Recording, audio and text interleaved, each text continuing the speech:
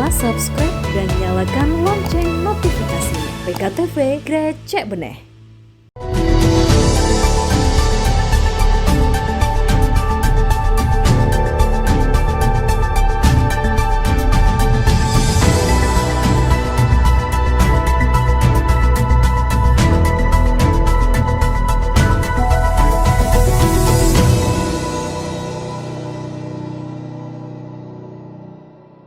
Assalamualaikum warahmatullahi wabarakatuh. Apa kabar Anda pemirsa? Berjumpa lagi bersama saya Rahmat Alita di program Dewan Menyapa. Dan kesempatan kali ini saya sudah bersama dengan salah satu anggota Dewan DPRD Kota Bontang yang juga merupakan Ketua Komisi 2 DPRD Bontang, yaitu Bapak Rustam. Kita sapa terlebih dahulu beliau. Apa kabar Pak Rustam? Ya, baik Mbak Rahmat. Alhamdulillah ya Pak ya. Baik, kesempatan kali ini saya ingin ngobrol-ngobrol saja nih Pak ya, ngobrol santai karena program kita adalah Dewan Menyapa. Jadi saya ingin sharing dulu dengan Pak Rustam. Sebenarnya bagaimana sih seorang Pak Rustam ini hingga akhirnya bisa sesukses ini dan juga bisa duduk di kursi Parlemen DPRD Kota Bontang. Baik, saya ingin tanya terlebih dahulu, bagaimana sih sebenarnya latar belakang dari Pak Rustam, Pak? Ya, baik, makasih Mbak Rahma. Assalamualaikum warahmatullahi wabarakatuh. Semua pemirsa PKTV dimanapun berada. Perkenalkan, nama saya Haji Rustam. Ya, pertama terima kasih Mbak Rahma ya bisa diskusi pada sore hari ini. Kalau berbicara masalah latar belakang, setiap yang lahir di Kota Bontang itu, yang lahir di tahun 70-an sepertinya semua memasuki fase yang tidak enak, ya.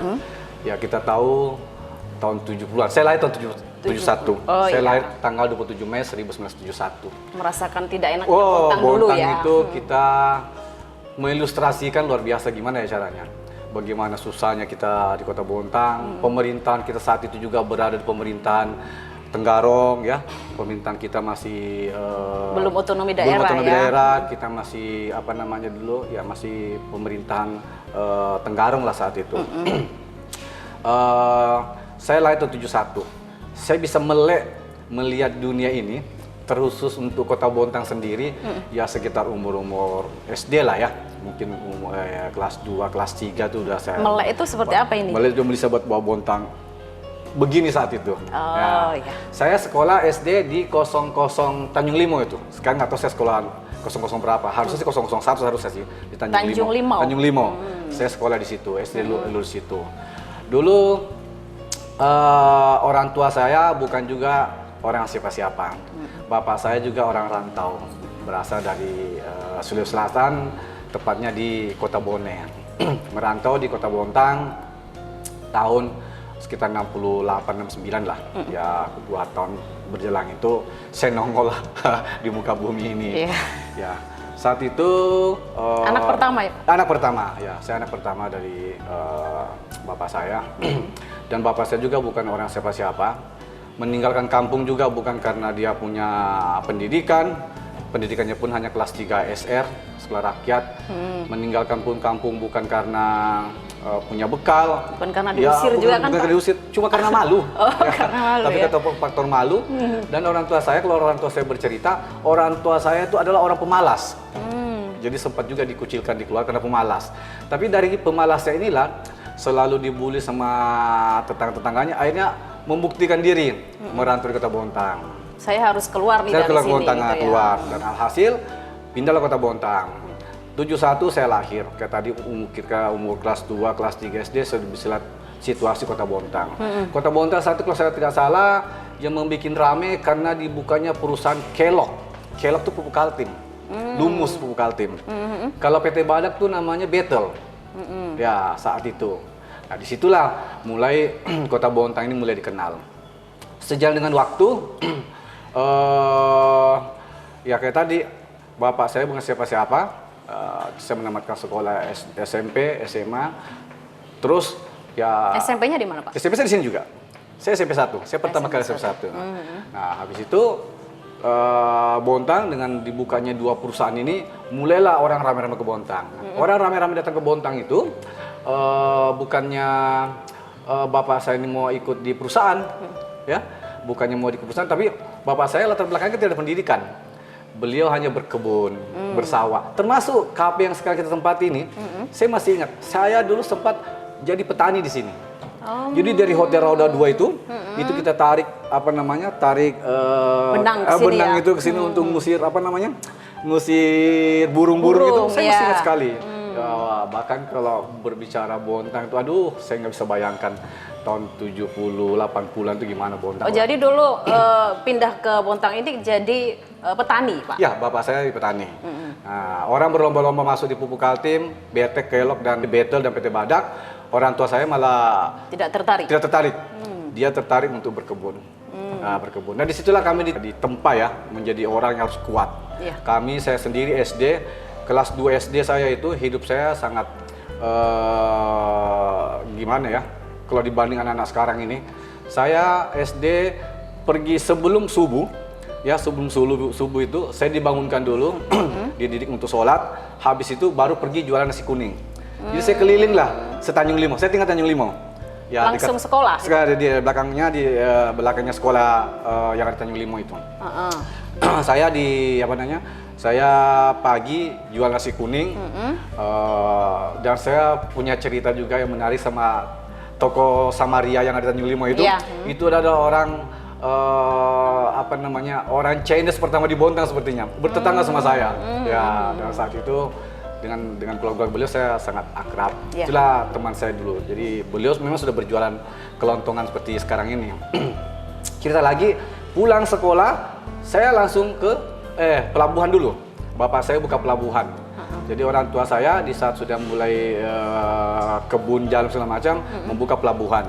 Kita menyeberangkan orang ke Lok Tuan dari Tanjung Limau.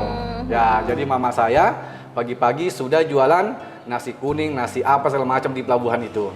Nah, habis itu saya ke biliar. Makanya saya pintar sedikit main biliar karena hidup saya itu pulang sekolah saya ada di biliar. Ya, saya jualan saya jualan pais. Pais itu pisang dibungkus pakai daun itu loh. Kalau orang Bugis bilang pais ya. Nah, itu saya jualan di situ. Pokoknya apapun hasil kebun ya atau buatan mama saya jual. Ya, saya jual. Itu suatu cerita yang karena karena kami memang dari kecil ya, kalau kita merasakan susahnya kecil itu, psikologis kita memang tidak bisa lepas. Jadi semua kehidupan saya dari kecil, kalau saya lagi teringat, ya contoh kan berbicara begini seolah-olah itu kehidupan itu jalan sendiri di pikiran ya. Itu. Nah, alhamdulillah berkat kegigihan orang tua, tadinya sih bapak itu bisa dianggap di Bontang punyalah berapa lokasi tanah. Nah, dari tanah itulah kami bisa mengembangkan usaha segala macam. Tahun 81 alhamdulillah pembebasan, tidak salah kalau bukan Pupuk Kaltim, PT Badak saat itu. Kalau bukan Lumus, Betel saat itu pembebasan lahan. Alhamdulillah bapak saya bersama orang tua saya, mama saya berangkat haji tahun 81, ya kan? Berangkat 81. Nah, setelah berangkat haji ada niatan kalau pulang selamat ada usaha, kepingin punya usaha penginapan. Ya namanya Rauda itulah. Ya pas lagi sholat di taman di Masjid Nabawi itu, di Rauda itu. Nah, ternyata kalau pulang ada rezeki bikin usaha kos-kosan atau apalah namanya, dibikin Rauda. Namanya jadilah Rauda. Rauda. Tahun 81 mama pulang haji, 83 rumah itu jadi. Sebentar, kalau sudah bisa naik haji berarti Pak ya, berarti saat itu usahanya sudah jalan lancar ya saya bilang? Kalau mau bilang lancar, gimana mau lancar Mbak ya? Penduduk Bontang masih sedikit, ya kan? Jalan ke Berbas juga itu masih dibilang setapak, ya belum masih keras lah hidup ini, ya. Saya sendiri Mbak, dari dulu pertama rumah saya di Pos Rudal. Itu pertama kali rumahnya mama di Bontang, baru kami pindah Tanjung Limau. Jadi saya itu kalau pulang sekolah saat itu, saya dorong gerobak. Ya, jadi di Bontang Kuala sana, semua toko sepuh-sepuh di sana, orang tua kami di sana, itu bohong kalau tidak tahu saya.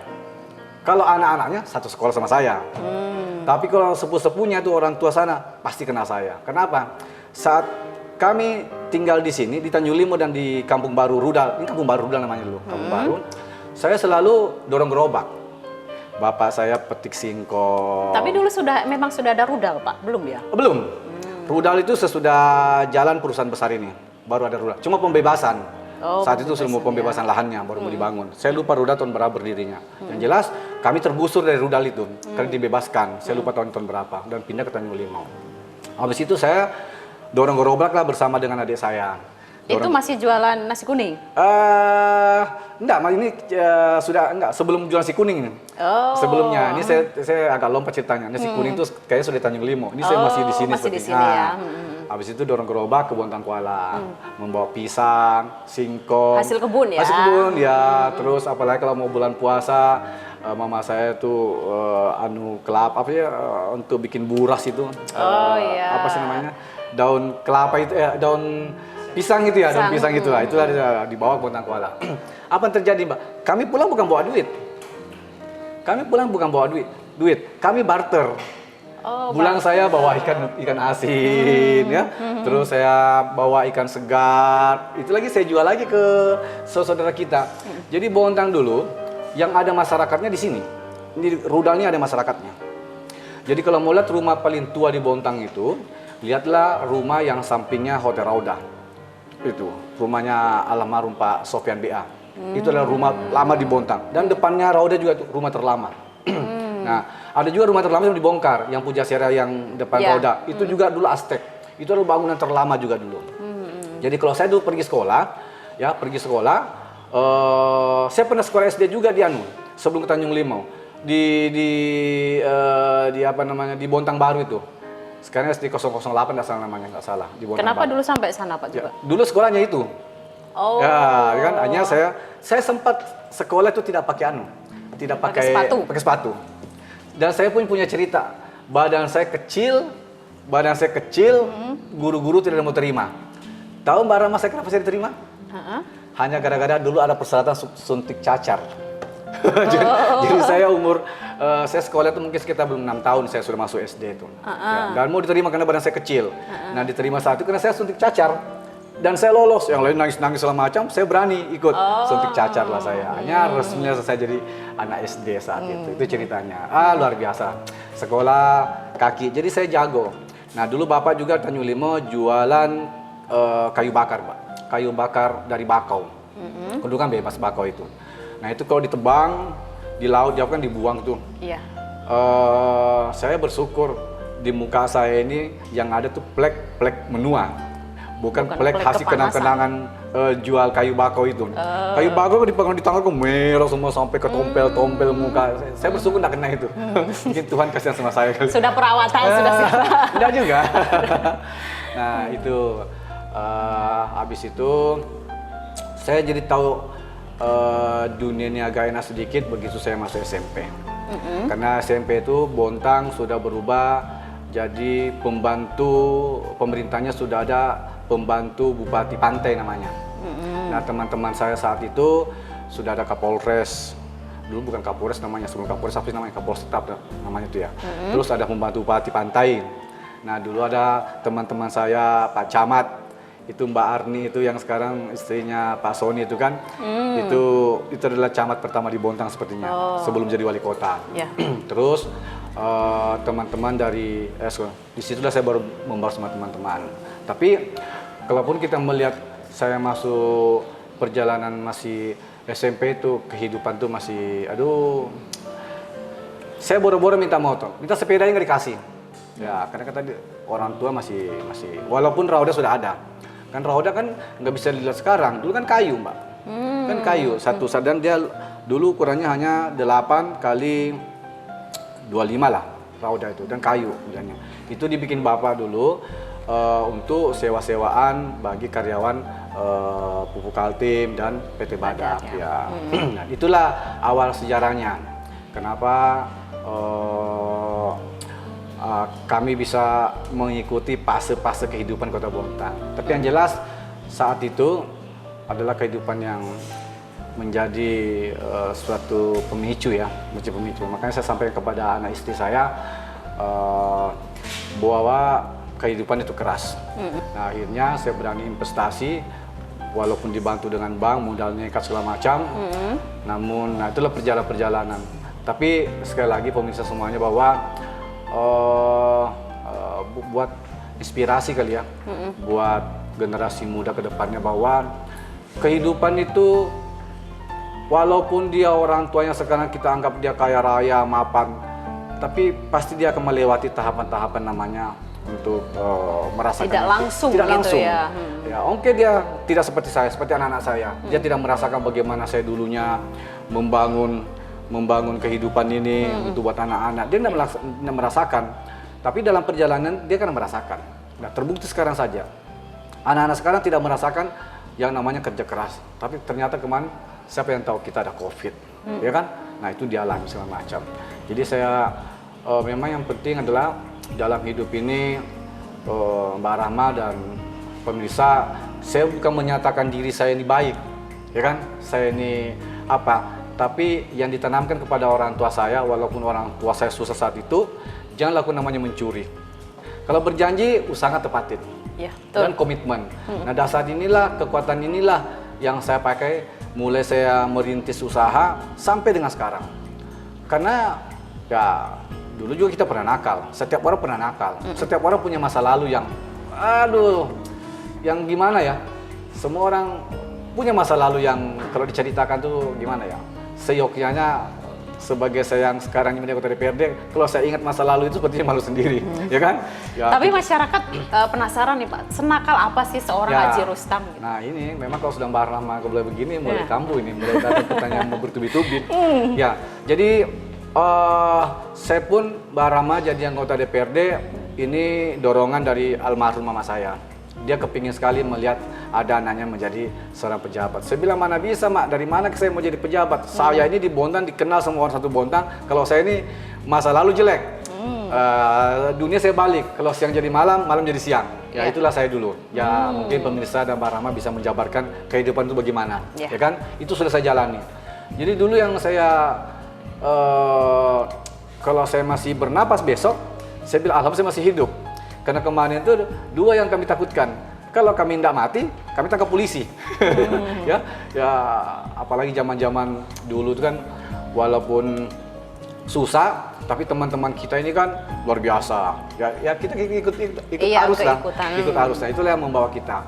Nah dari dasar itulah, karena saya anggap saya sudah mulai steril, mapan di hotel dan segala macam, saya cobalah keberuntungan itu. Ya, tapi kayak tadi Mbak Rahma, senakal-nakalnya saya dulu, ya orang tua saya bilang kadang-kadang nyesal, saya larikan kamu di muka bumi nak. Pernah ada ya, kata-kata sampai itu itu ya? saking nakalnya kita di mata orang tua. Artinya bukan dia karena doa atau itu kena rasi gimana ya? Kapan sih kamu jadi orang gitu kan? Kamu kan anak yang paling tua, lo sekarang sudah ada loh, apalagi kau masih begitu. Itu yang ini Pak. Akhirnya saya mulai mikir, ya juga sih. Saat itu umur saya mungkin sudah 30 berapa gitu ya. Saya sudah mulai berpikir, yang saya harus bagusin dulu adalah fondasi kehidupan saya. Jadi saya masuk di dunia politik Mbak, memang saya fondasi ini saya bagusin dulu. Supaya nanti kalau saya terpilih, saya nggak mikirin lagi ini. Ya kan, saya bisa memikiri rakyat, memikiri tugas dan fungsi anggota DPRD. Itu yang saya lakukan. Nah kenapa juga saya bisa bertahan sampai sekarang? Saya sudah rasa ke teman-teman juga, bahwa kejujuran, komitmen, tanggung jawab, sepin jangan lepas di kita deh. Terutama tadi, kita kalau merasa kita, contoh misalnya, saya punya utang dengan Mbak Rahma, saya janji besok. Kalau saya nggak bisa bayar, kan nggak mungkin Mbak Rahma pukul saya. Kan tinggal saya telepon Mbak Rahma, atau saya datang, saya belum bisa bayar. Saya tidak pernah lari daripada tanggung jawab. Saya pernah punya utang di Bank BDN saat itu, karena terjadi kris bond di tahun 1997, saya jatuh sejatuh-jatuhnya Mbak Rahma. Saya puluhan tahun macet di bank, itu rauda sejaminannya di bank. Saya anggap sudah kiamat saya.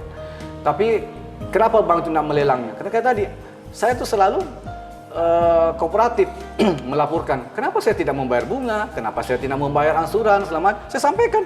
Bagaimana saya membayar sementara untuk menghidupi keluarga saya tidak bisa, menghidupi karyawan saya nggak bisa. Ini loh bukti faktanya. Dan itu ternyata, pas waktu Pak Haji Rustam memang lagi nakal-nakalnya atau?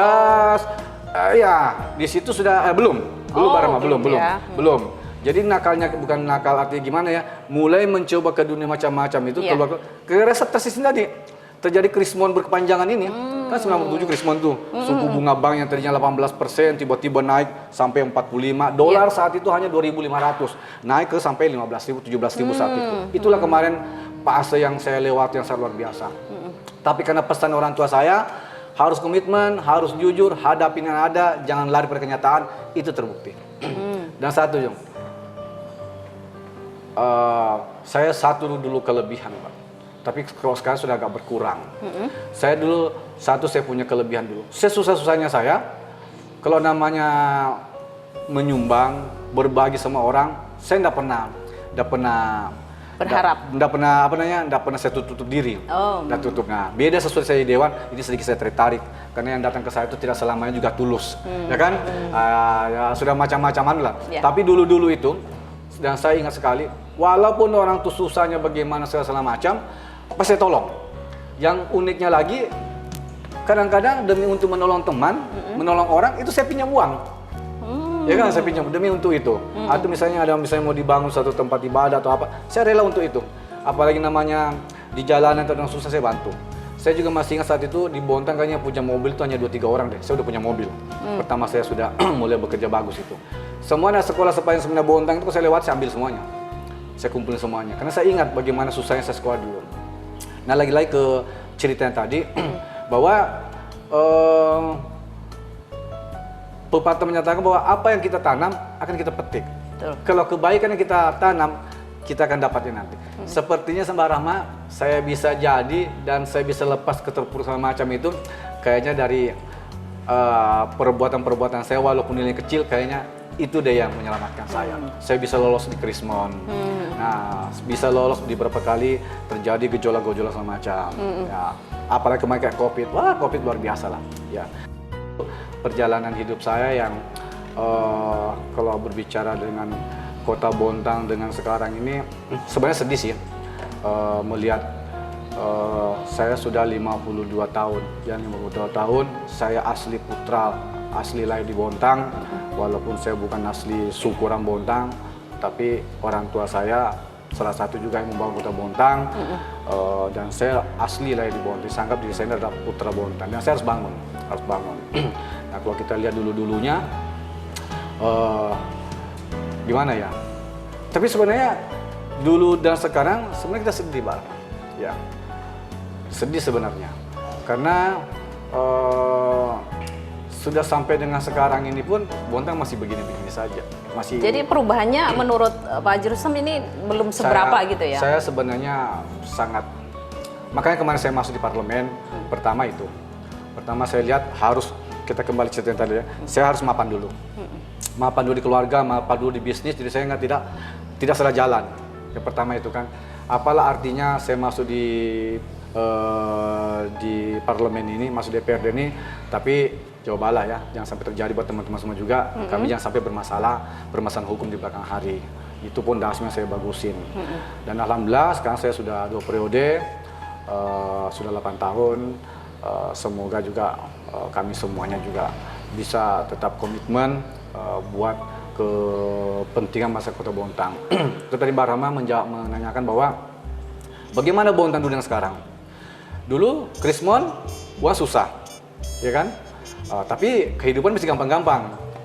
Nah, sekarang Bontang situasi seperti begini, Mbak. Kita sudah masuk pasca migas. Masuk pasca migas ini sudah ngeri-ngeri sedap kita, fase kita. Nah, ini juga sekarang yang memicu saya ini selaku yang diamanahkan oleh masyarakat Kota Bontang. Ini loh kotamu, Pak Haji.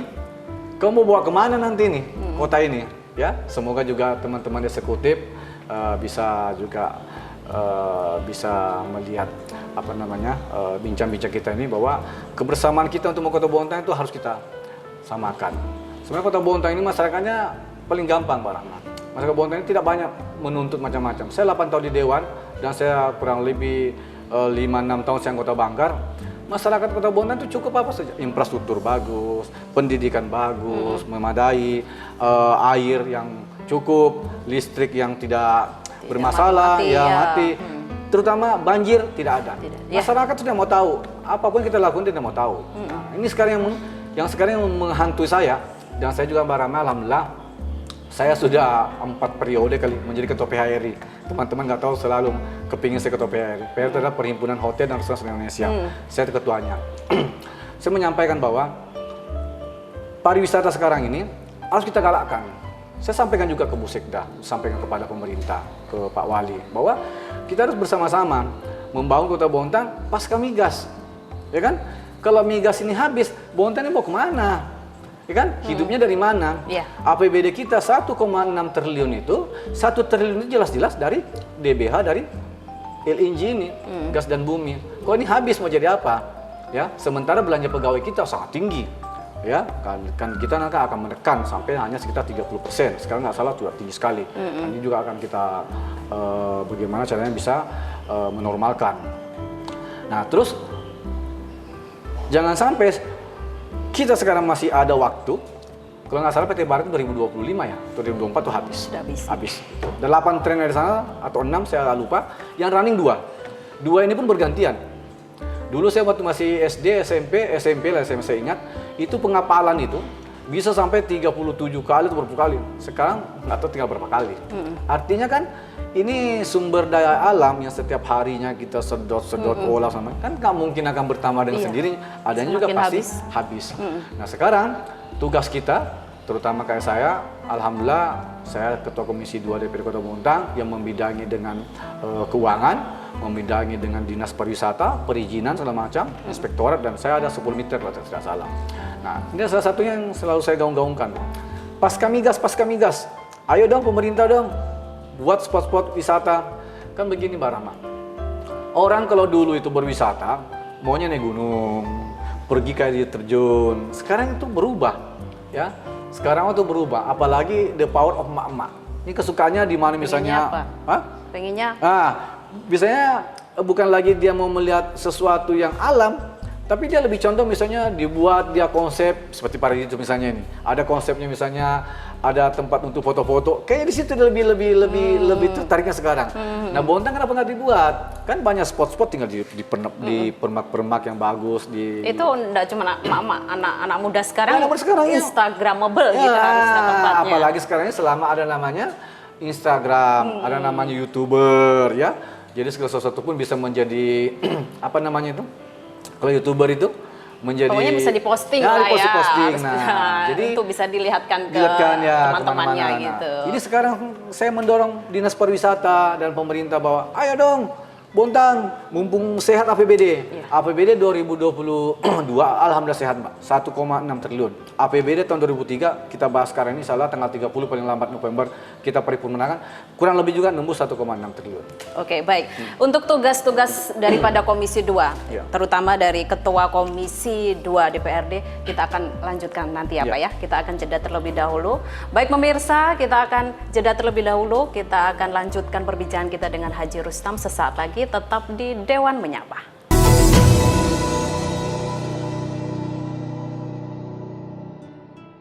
Baik pemirsa, kembali lagi di Dewan Menyapa. Kita akan lanjutkan perbincangan kita bersama Haji Rustam. Baik, tadi sudah disinggung nih tugas daripada Komisi 2 yaitu tentang perizinan dan bagaimana meningkatkan pariwisata di Bontang. Kemudian kalau dari Pak Haji Rustam sendiri seperti apa? Ya. Yang jelas postur APBD kita Mbak, itu komponennya sangat banyak. Yang jelas kekuatan fiskal Kota Bontang terkait masalah pendapatan itu sangat kecil. 1,6 triliun APBD itu DBH salah satu besar. Ya. Terus pajak pembagian bagi hasil kendaraan kan masih diam di provinsi. Terus BenQ segala macam, DAU dan DAK segala macam. Namun pendapatan khusus Kota Bontang adalah PAD-nya. Di 1,6 triliun itu dengan PAD hanya 200 miliar, Mbak. Jadi sangat kecil kita. Ya, ini yang harusnya kita genjot habis-habisannya. Jadi saya berhitung-hitung. Kalau Bontang terjadi masa yang sulit, begitu DBH habis, kekuatan fiskal kita itu saja 200 miliar. Ditambah dengan pajak segala, artinya hanya 500 miliar kita punya kekuatan untuk Kota Bontang. Estimasinya loh, ini proyeksi saya sendiri. Nah, apa yang kita lakukan supaya Bontang itu tetap bisa eksis. Kayak tadi, nah kita sudah menyiapkan Bontang Lestari sebagai tempat untuk kawasan industri. Ya pemerintah carilah investor apa saja bisa di sana. Selanjutnya terkait dengan sekarang pemerintah, saya suka nih Pak. HUT Kota Bontang yang ke-23 mengambil tema pariwisata maju, UMKM bangkit. Saya suka. Tapi ingat, ini jangan hanya menjadi Tema saja. Saya kemarin sudah rapat PHRI. Rapat PHRI di Bontang Kuala, rapat kerja. Itu kami ramu dan kami langsung bersurat ke pemerintah bahwa ini hasil kesepakatan dari anggota PHRI. Jangan hanya menjadi slogan saja di ulang tahun 23 tahun Bontang ini. Buktikan, ya kan? Buktikan pariwisata ya, pariwisata maju, UMKM bangkit. Ya, secara otomatis Mbak, kalau pariwisata itu jalan, semua sektor pasti jalan. Betul. Hotel jalan, kuliner jalan, transportasi jalan, guide jalan, tempat wisata jalan, semuanya jalan. Tapi kalau ini yang macet, semua macet. Nah sekarang saya akan menurut pemerintah, ya 23 tahun Kota Bontang, temanya pariwisata maju, UMKM bangkit, ya kan? Nah, buktikan. Nah, salah satunya saya upayakan, yang saya minta kepada pemerintah, rubah nomenklatur Dinas Pemuda dan Olahraga. Ya, kalau bisa jadikan dia Dinas Pariwisata dan Kebudayaan. Sekarang lucu Mbak Rahma mungkin lihat kemarin. Anggaran yang kami berikan kepada pemerintah untuk acara karnaval ini, itu ada di Dinas Pendidikan. Iya. Di bagian kebudayaan. Terus kemana ini pariwisata? Kemana ini Dinas Pemuda Pariwisatanya? Apa yang mau lakukan? Nggak bisa ngapain. Saya sudah bilang juga, seperti acara Pesta Laut Bontang Kuala, Pesta Laut ada di Guntung, Pesta Budaya yang ada di Bontang Lestari. Ini jangan hanya menjadi konsumsi masyarakat, tapi ini menjadi multiplier efek, kemudian anggaran bisa membawa orang datang seperti around. Kita tidak mau tahu loh Mbak, pemerintah itu berhitung-hitungnya bukan seperti pengusaha. Ya, kami memberikan misalnya anggaran misalnya untuk misalnya karnaval, misalnya anggaran misalnya 10 miliar, kami tidak ambil 10 miliarnya, tapi apa yang dirasakan oleh masyarakat sepanjang karnaval ini. Ya, kemarin apa Jadi terjadi? bisa saya simpulkan nih bahwa Pak Jirupsta ini pengen ada dinas sendiri untuk pariwisata dan kebudayaan dijadikan satu ini satu ya. Kalau bisa. Ini saya akan coba ya, karena kalau tidak Mbak, kita akan susah. Ini tidak ketemu antara kebudayaan, Dinas Pendidikan Kebudayaan dengan Dinas Pariwisata. Dan ini Pemuda olahraga ya. Dia lebih dominan di olahraga. Ya, di sana ada anggaran kurang lebih sekitar 26 miliar kalau saya tidak salah di Dinas Dispopar kalau saya tidak Larinya salah. ke olahraga gitu. Olahraga.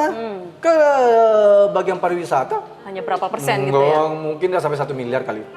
Nah, jadi kalau memang pemerintah serius masuk pasca migas, ayo kita sisihkan APBD kita.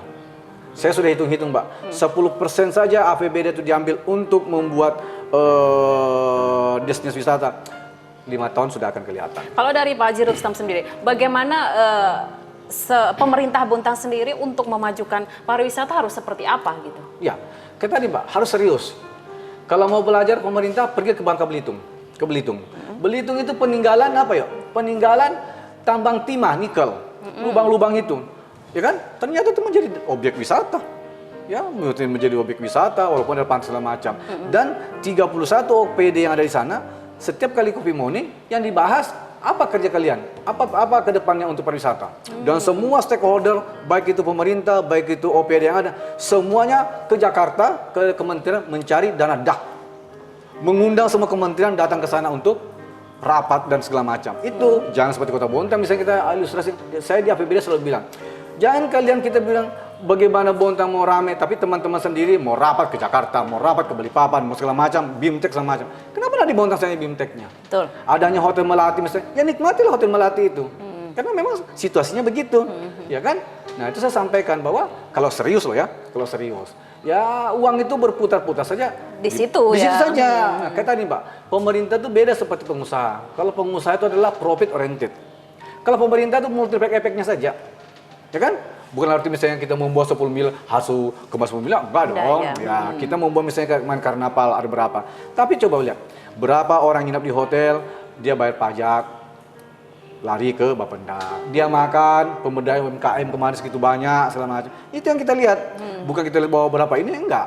Ya, tapi benar-benar kegiatan itu jalan sebagaimana yang diharapkan oleh konsep dari awalnya. Tapi Terus, kalau ya, sejauh ini Pak, kita lihat memang kalau dari segi pariwisata majunya memang belum terlalu kelihatan ya. Iya. Tapi kalau untuk UMKM mungkin bisa kita lihat seperti pedagang-pedagang sudah mulai Ya. jalan ya Pak. Ya, satu juga poin kami di DPRD khususnya saya di Komisi 2 bermitra dengan Disperindakob, Dinas Pemuda Olahraga segala macam. Kita memang Mbak selalu berjuang itu mencarikan jalan supaya selalu mendapat dana stimulan. Jadi bukan di Bontang itu rata-rata memang dapat binaan. Ya, sekarang juga kemarin ada dampak dari BBM bagi pegawai-pegawai yang gaji di bawah berapa itu otomatis kalau dia punya BPJS otomatis masuk ke rekeningnya kalau dia Ya, pegawai. Terus juga stimulan-stimulan segala macam itu bisa diambil kantor pos. Jadi kalau UMKM kita untuk subsidi ke masyarakat kecil kita sudah luar biasa. Dan kemarin tidak salah ada juga Permenq yang kami terima terkait untuk berapa persen itu APBD untuk pemberdayaan untuk masyarakat yang terkena dampak daripada BBM. Ya. Kalau Bontang, kalau masalah itu kami luar biasa lah memberi kepada masyarakat. Dari postur APBD luar biasa. Namun lagi-lagi kita ke pariwisata. Pariwisata kita melihat Mbak, seperti Marina. Mbak mungkin belum lahir saat itu. Marina bagaimana? Itu Marina kan hanya laut biasa, tidak ada apa-apanya. Tapi ditutup kan sudah? Ya ditutup. Nanti ke depan mungkin kami akan minta. Ya kalau ada terjadi apa-apa dan nego dengan ini, kalau tidak kita minta lah. Karena itu juga pantainya bagus. Itu contoh Mbak saya bilang. Seperti Singapura. Singapura itu kan hanya laut lepas saja. Betul. Tapi ditimbun, ditanam-tanamin. Sekarang kan gampang Mbak membuat destinasi itu kalau ada kemauan. Kayak sekarang contohnya. Anggaplah misalnya kita buat destinasi wisata yang ada di berbas pantai. Prakla lah. Kalau teman-teman mungkin menyatakan tahu Prakla.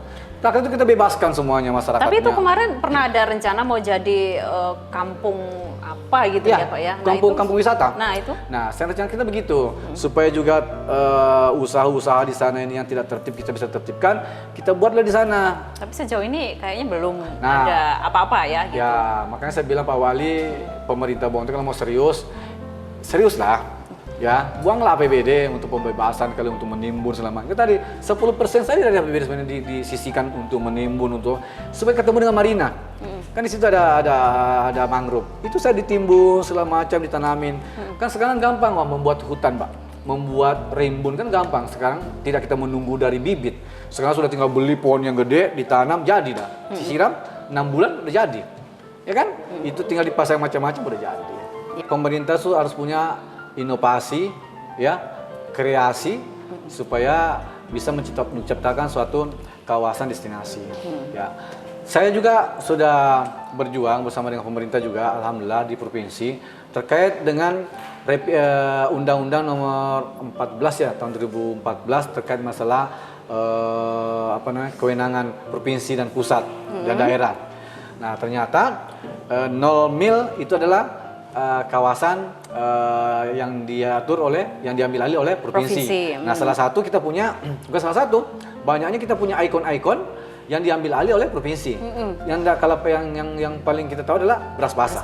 Beras basah itu secara aturan dengan diambil alihnya kebijakan ke provinsi dan pusat itu menjadi tanggung jawab provinsi.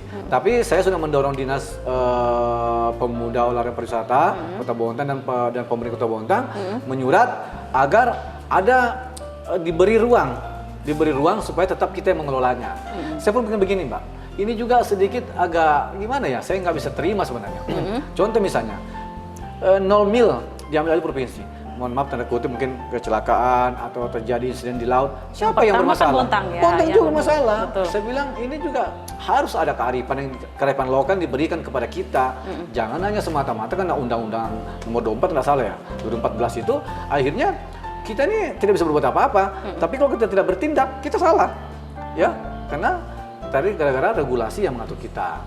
Nah tapi alhamdulillah Dinas Pariwisata Provinsi Kalimantan Timur itu sudah menerima responnya bahwa nanti kita akan dikasih wewenang lah untuk mengurus pulau-pulau kita. Karena sudah sana, ada rencana ya. Ada. Karena di sana ada beras basah, ada malahing, ada selanga ya, yang bisa menjadi salah satu objek wisata yang harus kita kembangkan. Tapi lagi-lagi untuk closing tentang pariwisata, yang ada satu aja deh, pemerintah harus serius dulu membagusi infrastruktur. Kita berbicara pariwisata, kalau kita tidak serius dengan infrastruktur dan anggaran, cinta mati, Mbak. Betul. Cinta mati. Kita melihatlah kota Bali, kota Jogja yang hanya punya Jalan Malioboro saja bisa luar biasa. Bali yang hanya punya pariwisata pantai luar biasa. Nah, Bontang kenapa tidak? Kayak tadi, memang infrastrukturnya harus dibagusin. Karena biasanya orang datang hanya sekali itu Pak, nanti tidak pengen lagi datang ya, gitu. Seperti beras basah. Saya sudah sampaikan kepada saudara saya di sana bahwa kelolalah beras basah ini secara profesional. Tuh. Karena ini mata pencarian teman-teman di sana. Buatlah kalau misalnya harus ada tempat berteduh, buatlah kalian yang bagus, biaya sendiri kalau yang pemerintah nggak mampu karena juga mendapatkan rewardnya kan juga kan teman-teman di sana. Buatlah tenda-tenda yang bagus, bukan menarik terpal dengan bambu-bambu. Kalau dulu sebelum ada drone ya masih mending kita Mbak. Sekarang ini kan orang berwisata itu bukan hanya bawa kamera, buat drone juga melihat ngesot ke atas ke bawah ya Allah. Adanya terpal. Orang terpal aja. Jadi gimana ya? Ini saya sudah tekankan juga kepada dinas pariwisata bahwa tolong ini dipantau, dijaga, dikasih anggaran. Saya punya konsep satu Mbak, itu beras basah. Kalau memang tidak sanggup pemerintah, serahkan pihak ketiga. Pasti ada investor membangun di sana lah, membuat bungalow segala macam, ya kan? Terbukti Bontang Kuala sekarang, Mbak. Kita tanpa sadar di Bontang Kuala itu kemarin saya ada rapat di sana, ternyata sudah banyak orang berani membuat gesos-gesos di laut itu, ya dijual paket berapa. Ini kan juga belum lapor sama kami juga. Kalau terjadi apa-apa juga kami yang kena juga, pemerintah juga yang kena. Jadi pertama satu, kalau pemerintah sesuai dengan slogan sekarang pariwisata maju, UMKM bangkit, buktikan. Saya mau lihat ya, ini pembahasan APBD 2023, saya mau lihat berapa anggaran disiapkan di sana. Kalau tidak ada anggaran, percuma. Ya, sekarang mau kita lihat sekarang SDM kita cukup. Tinggal infrastruktur spot-spot ada. Tinggal sekarang apa ya? Ya kayak sekarang dinas pariwisata membuatlah brosur-brosur kemana-mana, titip di hotel-hotel segala macam. Apalagi sekarang kita lagi Bontang, alhamdulillah inovasinya Pak Basirasa luar biasa. Ada namanya lagi apa namanya topi-topi yang dipakai. Udang ya, itu udang. Juga suatu kearifan lokal ya. Betul. Kearifan lokal yang dibuat dan ini juga untuk memacu UMKM dari teman-teman. Karena itu nanti akan diwajibkan loh. Diwajibkan ya, OPD. Hmm. Nah, ini kan satu luar biasa juga. Betul. Jadi begini, Mbak, saya sebagai anggota DPRD, Mbak. Sebenarnya yang bisa memberi kota itu dampak PAD yang besar bukan hanya pariwisata, Mbak. Contoh Bontang saja, kita lihat Pidatra YPK SMA 1 adalah sekolah bertaraf internasional loh. Kenapa bukan kita kembangkan? Orang yang datang ke sini, kayak di Malang, apa sih ada di Malang itu? Nggak ada apa-apanya saja, hanya terkena kota pendidikan. Kenapa Bontang kita nggak bangun begitu? Ya kan? Sebagai untuk penambah PAD. Nah, dengan adanya orang ke Bontang, hanya membawa anaknya sekaligus berwisata. Nah itu, maksudnya banyaklah konsep untuk Bontang, karena Bontang ini identik dengan kelebihan-kelebihan yang dimiliki ya, dengan kayak di Bontang Kuala sana kan unik tuh, kurang lebih 5 atau 6 ribu masyarakat hidup di atas air, belum lagi di Malahing, di Selangasang, bener-bener masyarakatnya tidur di Selang. Sekarang tinggal pemerintah, ayo bergerak ya Pak ya. Kalau kalian tidak mau mengeksplor ini, tidak bisa jadi apa-apa. Nah itu, jadi intinya SDM kita sudah ada, keseriusan pemerintah untuk meningkatkan kepariwisataan, untuk menuju Bontang pasca migas. Pasca migas itu pasti ada, Mbak. Pasti ada. Namanya sumber daya alam, dikerok, pasti habis. Ya. Habisnya ini Bontang mau dibawa kemana? Betul. Mau seperti sana, tinggal besi tua saja. Ya, PT Badak itu sudah sebentar lagi kontraknya habis. Ya kita lihat sekarang tuh sudah banyak rumah-rumah dirobohkan. Bahkan sekarang itu sudah banyak diserahkan ke kami. Lapangan sepak bola yang ada di Pisangan itu sudah diserahkan ke kami. Terus insya Allah juga yang ada persiapan HOP 7 itu yang ada di Lampu Puraya, insya Allah juga sebentar lagi mungkin juga akan diserahkan sebagian ke kami untuk dibuat nanti alun-alun macam. Nah jadi artinya apa? Memang kekhawatiran itu harus ada. Makanya saya bilang saya nggak mau meninggalkan warisan cucu saya dengan dengan besi-besi tua yang ada sana. Ya, kayak tadi dibuatlah Bontang kota wisata, kota pendidikan. Kok saya duain lah, Mbak. Jadi kan Bontang itu kota wisata dan kota. Karena orang dari luar taunya kota Bontang itu pasti PT Pupuk Kaltim dan Badak, tidak tahu ada pariwisata yang sebenarnya bagus-bagus gitu. Bagus, jadi itu. Oke, baik, kembali lagi ke seorang Haji Rustam adalah anggota DPRD, Pak.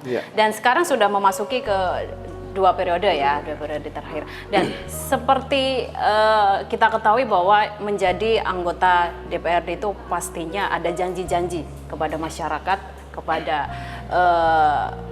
dahulu waktu ingin maju seperti apa, dan saat ini akhirnya apakah sudah terrealisasi untuk pada masyarakat itu? Jadi alhamdulillah Mbak, saya tadi dari awal cerita kita bahwa yang saya tanamkan dalam diri saya itu adalah sebuah kepercayaan diri. Yang saya bangun itu branding saya. Walaupun punya masa lalu yang jelek, tapi saya membranding diri saya, paling tidak walaupun saya bukan orang baik, tapi saya cukuplah. Ya, paling tidak walaupun saya orang jujur, tapi cukuplah. Akhirnya ternyata ini saya bangun, alhamdulillah. Itu Mbak Rahmat bilang bahwa menjadi anggota DPRD itu sangat susah. Makanya anggota DPRD di Bontang itu kalau kita ke DPRD lain, ke Kutim saja lah. Kutim satu kursi itu bisa sampai 30.000 suara. Bontang ini hanya 3.200 satu kursi. Susah sekali Mbak. Ya kan? Dengan multi miniatur Indonesia dengan penduduk segitu banyak di Bontang ini mencari suara sangat susah. Dan alhamdulillah saya lewati masa-masa itu. Itu kayak tadi, orang tidak melihat lagi bagaimana masa lalu saya, tapi bagaimana saya mau membenahi diri. Dan di situ saya cek, saya pacu segala macam. Dan kayak tadi, adakah janji-janji? Saya juga salah satu orang yang tidak biasa dengan terlalu banyak janji, Pak. Kenapa? Menjanji itu kayak tadi harus dipenuhin. Betul. Dan dari awal saya sudah lihat bercerita tadi bahwa pengalaman hidup saya bisa bertahan dengan sampai dengan sekarang. Mungkin dari tadi saya tidak asal berjanji. Dan alhamdulillah, saya waktu mau duduk pertama itu saya tidak pernah bisa ditanya ke tim-tim saya, ke masyarakat, pernahkah saya berjanji macam-macam? Tidak ada. Karena itu saya takut. Saya hanya minta doa restu supaya kalau saya dulu bisa amanah, bisa saya berbuat baik kepada masyarakat, bisa membantu semua kepentingan masyarakat, terkhusus daerah pemilihan saya. Dan alhamdulillah, satu periode saya lewati, saya posisi alhamdulillah bagus juga dulu periode pertama. Saya periode pertama ketua Komisi 3 infrastruktur. Semua infrastruktur ada di tangan saya. Saat itu bagus, APBD bagus juga. Sebelum kita masuk di tahun berapa kemarin APBD sempat kita visit, ya satu bagus. Kita punya APBD infrastruktur kurang lebih 4-600 miliar dan itu berada di posisi saya Komisi 3. Alhamdulillah saat itu kami bisa membangun infrastruktur yang ada, kelurahan, kecamatan, masjid-masjid, terutama kalau saya periode dulu saya dikenal sama orang kalau saya mengilustrasikan diri saya, ya mohon maaf pemirsa, mungkin periode pertama itu bisalah dibilang kalau saya itu pejuang tempat ibadah. Di periode pertama itu saya begitu semua di mana tempat ibadah yang tidak bagus saya turun ke sana, saya renovasi semuanya. Seperti belakang masjid saya kemarin hanya musola. Ini hanya musola sennya udah nggak jelas lah. Sekarang bisa dilihat sudah mewah lah. Ada berapa semacam bersama dengan teman-teman saya di Komisi 3. Nah itu saya laksanakan. Dan tadi berjanji saya tidak berjanji, tapi saya turun masyarakat apa yang dibutuhkan. Seperti sekarang di sepanjang jalan tenis ini Mbak, masuk semacam. Itu adalah hasil karya-karya saya. Ya semua jalan sudah dicor. Begitu tempat lain juga, se-Bontang Utara. Di mana terkhusus di mana ada memang yang memilih saya. Jadi saya kalau masalah janji, saya sepertinya tanda kutip saya tidak pernah ngobrol janji. Dan alhamdulillah sampai sekarang, alhamdulillah saya dengan keluarga sangat tenang saya. Saya pulang ke rumah, mau jam berapa saja saya tenang. Ya tidak banyak yang datang karena janji-janji saya tepati, ya itu saya lebih baik berbuat daripada berjanji. Karena berjanji itu susah bayarnya, Pak. Dan alhamdulillah itu periode pertama.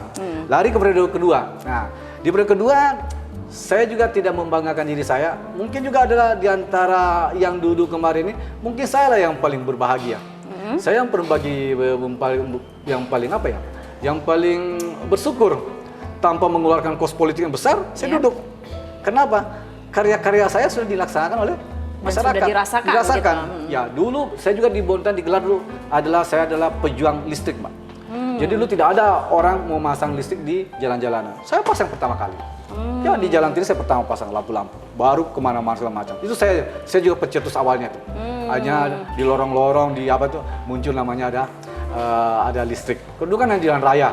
Sekarang kita lihat di mana-mana gang-gang lorong-lorong kan udah terang benderang. Itu juga saya. Oh, itu ide dari Haji Rustam. Iya, ide saya kemarin. Ya walaupun ada teman-teman juga. Nanti kalau bisa ada teman-teman nanti marah. Itu juga ide teman-teman. Tapi yang jelas karena saya ketua Komisi 3 saat itu, saya anggap bahwa saya bersama teman-teman yang mencetuskan. Karena alhamdulillah sekarang Bontang, kadang-kadang jalan rayanya ada yang gelap, di dalamnya malah terang, terang. ya. Karena apa? Ya mungkin karena di sana ada kan jalan dibagi-bagi, Mbak. Ada tugas pemerintah provinsi, ada segala macam.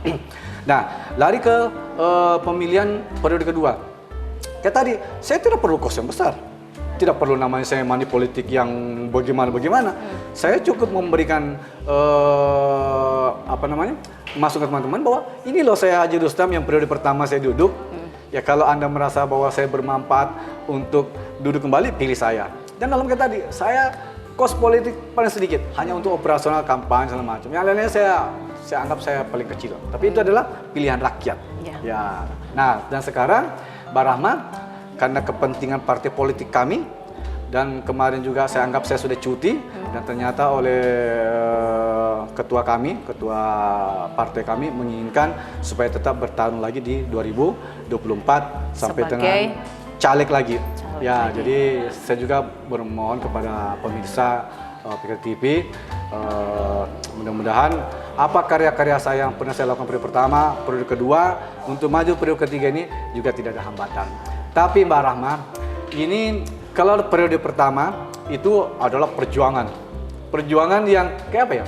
Politik itu ibaratkan kita membuang angin itu susah dari mana? Susah. Nah, karena kita tidak punya karya.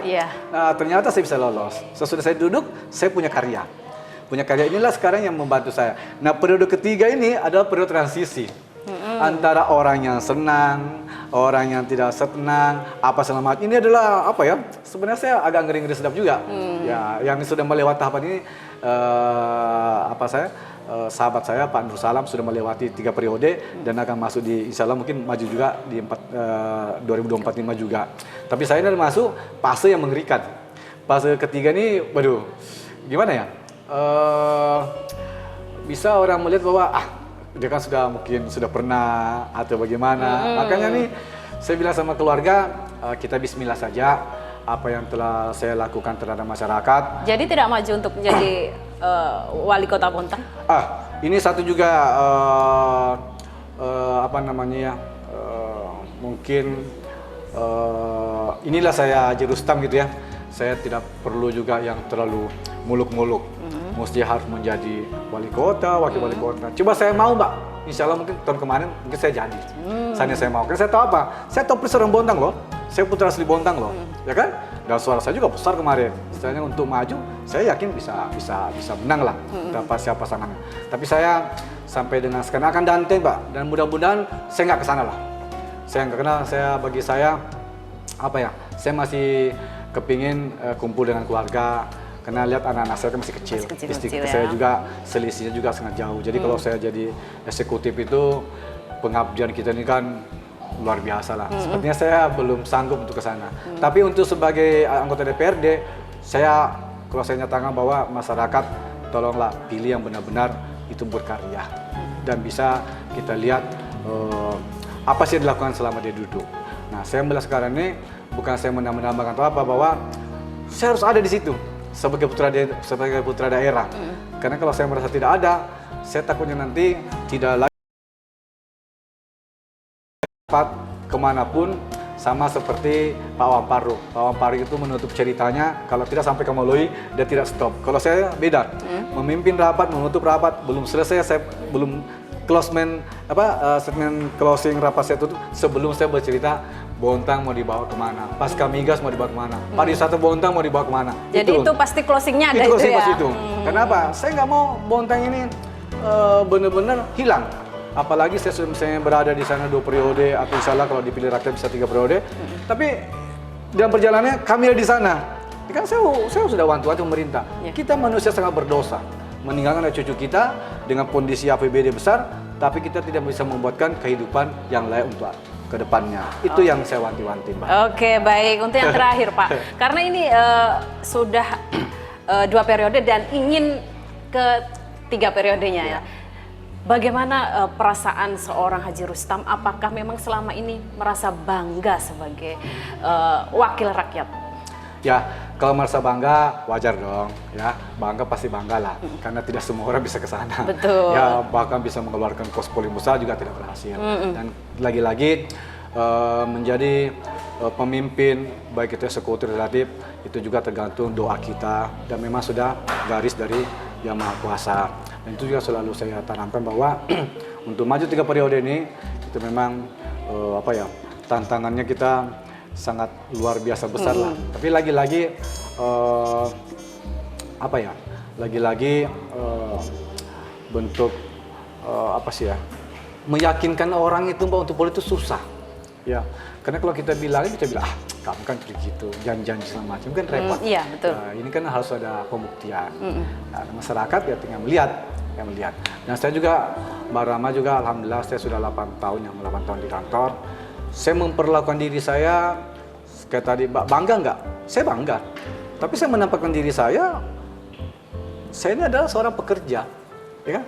Kami ini pekerja dan digaji oleh rakyat. Betul. Makanya istri saya tuh sering bilang, kok kamu rajin banget sih kantor?